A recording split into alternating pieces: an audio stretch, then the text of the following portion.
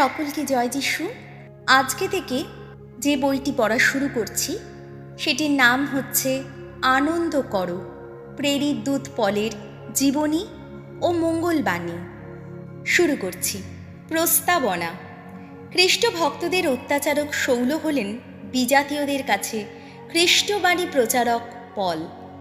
পিতরের পাশে আর সময় সময় তার বিরোধী হয়ে খাটো চেহারার ন্যাড়া শৌলের পরিষ্কার ছবি সাধু লুক লিখিত শিষ্যচরিত গ্রন্থে পাওয়া যায়, যাকে পরে রোমীয় ভাষায় পল বলে ডাকা হবে। পুনরুত্থানের আগে জীবিত যিশুকে তিনি চেনেননি। দামাস্কাস নগরের পথে পল পুনরুত্থিত যিশুর দর্শন পান, আর তখন থেকে তিনি তার একান্ত উৎসাহী সাক্ষী হয়ে ওঠেন। খুব সম্ভবপর তার বয়স তখন ছিল 30 বছর। আজ আমরা যদিবা যীশুখ্রিস্টের মঙ্গল সমাচার পেয়ে ধন্য হয়ে থাকি, সেই জন্যে প্রথম দায়ী বলে গণ্য হওয়া উচিত স্বয়ং পলকে। পলের জন্ম তারসাসে, তখনকার সিলিসিয়া প্রদেশে, এখনকার তুরস্কের দক্ষিণ পূর্ব অঞ্চলে, 10 খ্রিস্টাব্দে। তার পিতার সূত্রে তিনি ছিলেন রোমীয় নাগরিক। তিনি ছিলেন ফরিসি সম্প্রদায়ের লোক।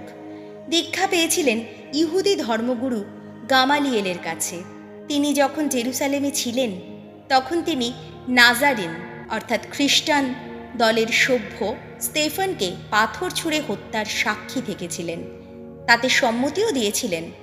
সেই নব সম্প্রদায়ের মানুষেরা ইসরায়েলের বিধানের বিরোধী বলে তিনি তাদের নির্মূল করতে বেরিয়ে পড়েন। দামাস্কাসের পথে প্রভুর দর্শন পাবার পর পিতর ও জাকবের সঙ্গে দেখা করার জন্যে জেরুজালেমে যাবার আগে পল আরব দেশে 3 বছর নিভৃতে কাটান। জেরুজালেম থেকে তিনি তার ধর্মস্থান তারসাস নগরে যান। বার্নাবাস সেখানে তাকে খুঁজে পেয়ে আন্তিওখে নিয়ে যান। তারা দুজনে পুরো 1 বছর সেখানকার ভক্তমণ্ডলীর অতিথি হয়ে থাকেন এবং বহু লোককেই ধর্ম শিক্ষা দেন। আন্তিওক মণ্ডলীর ধর্মনেতারা তখন পবিত্র আত্মার নির্দেশ অনুযায়ী বার্নাবাস ও পলকে বিধর্মীদের কাছে ঈশ্বরের বাণী প্রচার করার জন্যে আনুষ্ঠানিকভাবে স্বতন্ত্র করে রাখেন। তাই পল সাইপ্রাস দ্বীপ ঘুরে যাবার পর সারা এশিয়া মাইনরের প্রধান প্রধান শহরে ঈশ্বরের বাণী ঘোষণা করতে ব্রতী হন। পলের এই প্রথম মিশনারি যাত্রা 4 বছর ধরে চলে। তারপর তিনি আরও 2 বার এমনই মিশনারি যাত্রা করেন। সব জায়গায় তাকে এমন কিছু ইহুদিদের প্রতিবাদের সামনে দাঁড়াতে হয় যাদের ভয় হয়েছিল যিশুর পুনরুত্থানের ঘটনাটি ইহুদি ধর্মে আলোড়ন ঘটাবে। পল খ্রিস্ট ধর্মের প্রতিষ্ঠাতা নন, কিন্তু তাঁর বাণী প্রচারের ফলে খ্রিস্ট ধর্ম বিশ্বজনীন ধর্ম হয়ে উঠেছে।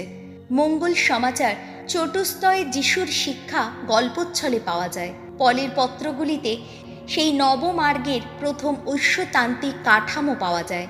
বিজাতীয়দের কাছে প্রেরিত দূত পল স্বভাবত ছিলেন মেজাজি, আর তাঁর নববিশ্বাস গ্রহণের জন্যে তিনি দ্বিগুণ মেজাজি হয়ে উঠেছিলেন।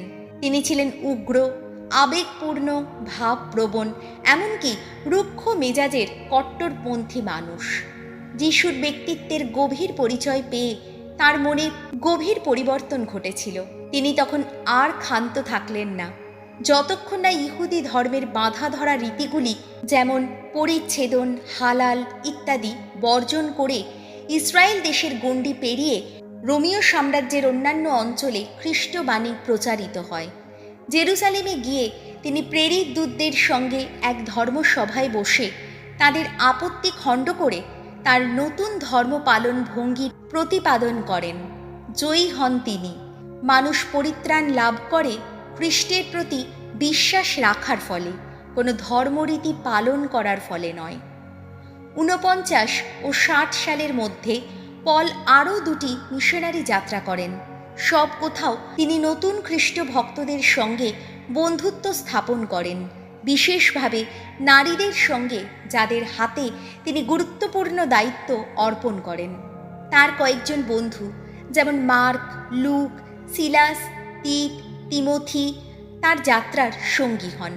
তিনি নতুন নতুন ভক্ত মণ্ডলীকে স্থাপন করেন, তাদের কাছে ধর্মপত্র লিখে তাদের সমর্থন করেন।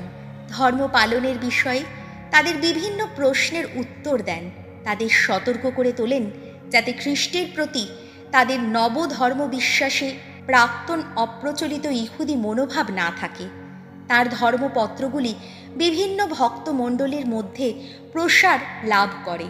তার এই পত্রগুলিতে পল সর্বপ্রথম খ্রিস্টের প্রতি তাঁর বিশ্বাসের কথা সবার সাথে ভাগ করে নেন। সেই সঙ্গে কিন্তু তিনি তাঁর যাত্রাগুলির খবর দেন, তার বিভিন্ন চিন্তাভাবনা প্রকাশ করেন, তাঁর বন্ধুদের খবর জিজ্ঞেস করেন। ৫৫ সালে এফেসাস নগরে তাকে কারাগারে পুরে দেওয়া হয়।